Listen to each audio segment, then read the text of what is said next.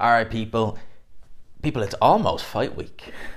It's almost fight week for, honestly, like, it really is one of the best cards you will ever see. And I hope this doesn't, I don't want this to sound, to people to take this the wrong way, but Beterbiev Bivol, if it weren't for the fact that and don't get me wrong, I am just ecstatic about the rematch. I think it's going to be epic. I really do. The first fight was brilliant. Were it not for the fact that I've already seen the first fight, I'd probably be more excited for Beterbiev Bivol than I am for Dubois versus Joe Joyce. I really am, because that's the fight I am just, honestly, it's just going to be epic.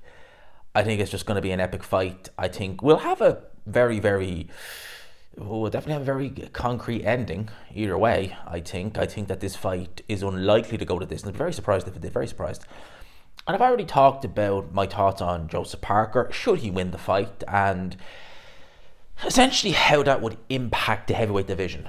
I talked about that. I basically felt that if Joseph Parker wins, there really is a variety of avenues that he could potentially go down, and it really does kind of throw the heavyweight division into kind of anarchy, so to speak, because it, obviously the title of this video is what if Daniel Dubois wins, and I'm pretty much kind of giving it away that it's pretty much the Alexander Usyk road, and it seems inevitably that's going to be the case, but it's not always the case. You never know. You think a fight might happen. I mean, look at it like this: when Anthony Joshua and Alexander Usyk fought their rematch in 2022. And, Tyson Fury was getting ready for his fight with Chisora, the trilogy fight. Fair enough, what no one asked for, but look, it happened. We all just assumed it was a given. Boom, it's Usyk Fury next. That's what we thought. Didn't happen that way. I didn't think I'd get Ngannou Fury in 2023 when we went into that year. And I didn't think Usyk would have to face his mandatory in Daniel Dubois as early as he did. It's just the way it is. So you never fully know. But I said in that video that if Parker wins, then, the heavyweight division goes into disarray, so to speak, because you've Anthony Joshua there, who, I don't know what the situation is with that rematch clause, but I think it was him or Eddie Hearn, was one or the other. I did a video on it, and I think it was Anthony Joshua, actually, who was saying that he was favouring Joseph Parker to win the fight. And I was like, I reckon that's a bit of wishful thinking there on AJ's behalf, because he looks at Joseph Parker and thinks, well, I've beaten you.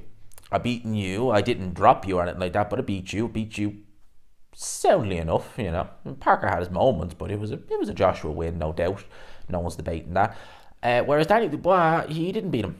Oh boy, he didn't, and it was resounding, to say the least. So he's probably looking at Parker thinking, I'd quite like that, Joshua Parker rematch. There you go. There's one avenue. Dubois rematch, obviously, because you would imagine this is a voluntary, so Dubois would have an immediate rematch. So there you go.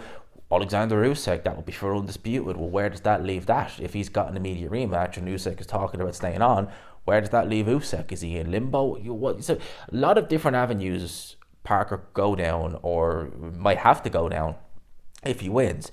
If Daniel Dubois wins, well, Alexander Usyk announced that he's sticking around the boxing for 2 fights. He's targeting the winner of this fight. So there you go. I mean, if Daniel Dubois wins, you would imagine that's essentially the route he's going to go down. But you never fully know. Injuries happen, things change, things happen. You don't know. I mean, Alexander Usyk is someone who lives the life. We know that. He's never out of shape. And he's now saying he wants to stick around. Okay, fair enough. I might not necessarily agree with that, but fair enough. He could go into that first day in camp and he could turn around and realize, oh my God, the motivation, the hunger, is it what it was in the Fury camps? Is it really? And I think Usyk is smart enough. He definitely is. He's a smart enough man to know when it's time to walk away. I fully believe that.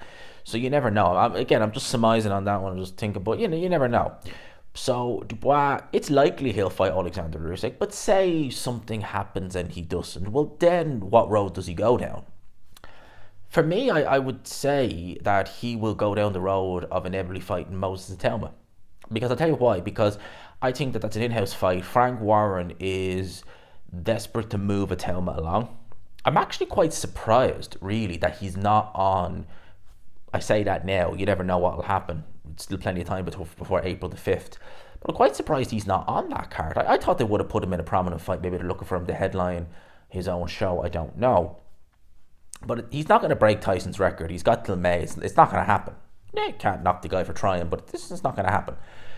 But I think Frank Warren would still love to make him the youngest British champion, which I believe is Herbie Hyde, who's about 22 years old. Well, he'll shatter that record by a couple of years. And he would have an in-house fight there with Daniel Dubois, Moses Itelma, and I think that would sell quite well. Certainly in the UK, I think it would do quite well. And if Itelma wins, I mean, Frank already, I say there's a big cash cow. How many does Frank Warren have? If Fury sticks around, there's one. Dubois is making a lot of money.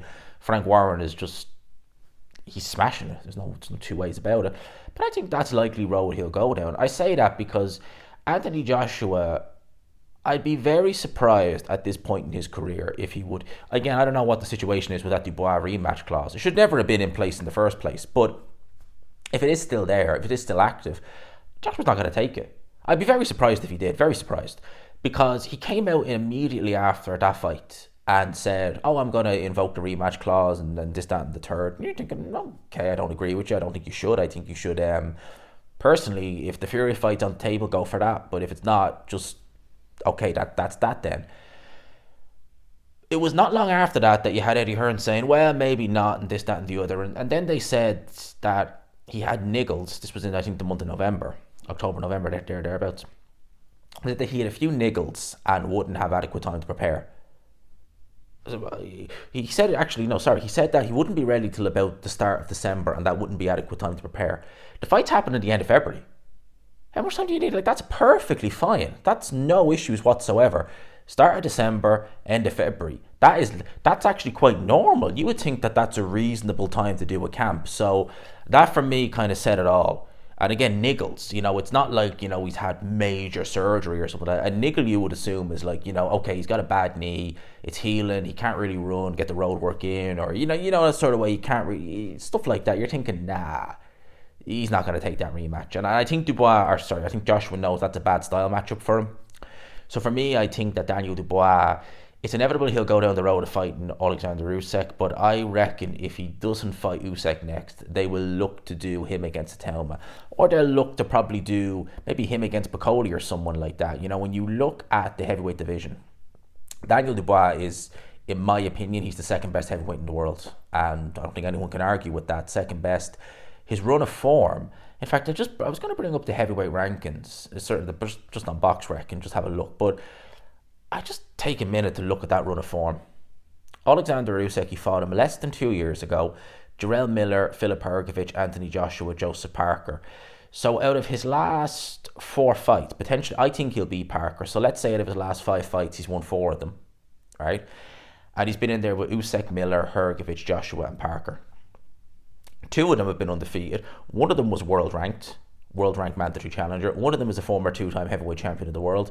This guy, Joseph Parker, is a former WBO heavyweight champion of the world who's only 32. 32? Is he? He's 33. So he's still quite young for a heavyweight. And he's beaten them all, bar Alexander Usyk, undisputed champion, all-time great. I mean, in a way, it kind of does show you that a loss isn't the end of the world, for one.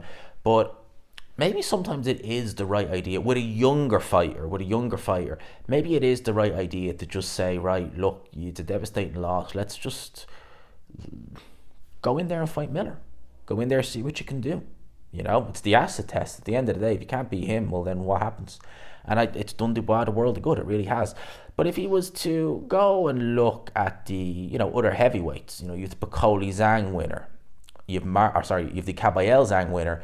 You have Bacoli. You have Lawrence Okoli. That's an in-house fight for Queensbury as well. I think he'll beat Riakporhe. You have potentially the winner of, and I mean, it would be a cheeky move from Frank. It would be a cheap pay-per-view, although I don't think they do it on pay-per-view. But you could potentially put him in with the winner of Joyce versus Dylan White. That's why I say it'd be a rightly cheeky move from Frank to put that fight on, and especially if it's Joyce, you can sell that as the rematch.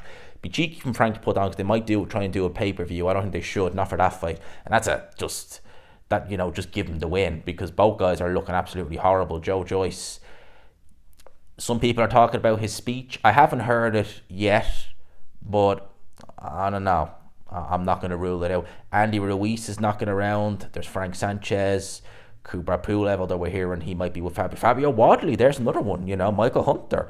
So the heavyweight division is still strong, still very, very strong, and there's plenty of names there for Dubois should the Alexander Usyk fight, as I said, not happen. And those are my thoughts on that. So that is what I think will happen if Dubois wins. Likelihood is it'll be Alexander Usyk, but if it isn't, man, the sky's the limit. I think there's a lot of good fights there for him. A lot of dangerous fights too, a lot of entertaining fights.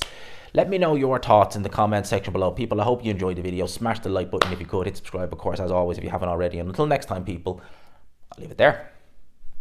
Peace.